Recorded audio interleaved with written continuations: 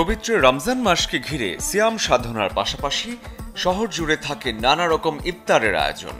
রাজধানীর ধানমন্ডির স্টার কাবাব এবছরও তাদের পসরা সাজিয়েছে মুখরোচক সব আইটেমে। ইফতার মেনুর মূল খাবারের তালিকায় পেঁয়াজু, বেগুনি, আলুর চপ কিংবা ছোলা বুট তো আছেই, সাথে আছে নানা রকম পরোটা আর রুটি। কোনোটিতে আছে চিকেন কিমা, কোনোটিতে আবার ব্লেন্ড করা আছে বিফ আর মাটন। ভোজন রসিকদের পাশাপাশি রমজানকে কেন্দ্র করে ইফতার বাজারে আগমন ঘটে এমন সব ক্রেতার যাদের সচরাচর দেখা যায় না রেস্টুরেন্টের খাবার কিনতে।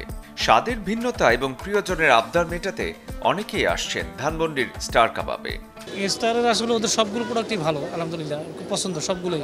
তবে আমার এই চিকেন আইটেমগুলো বেশি স্পেশালি পছন্দ। চিকেনই সব থেকে আমার এখানে ভালো লাগে, আমি জিলাপিও খাই।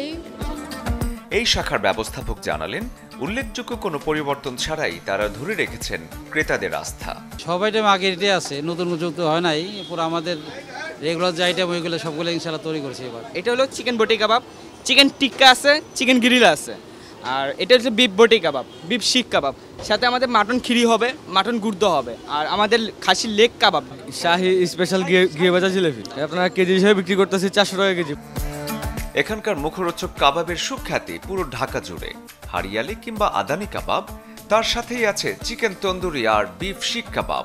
তবে বিকেলের দিকে সব ফুরিয়ে যায় প্রতিদিন।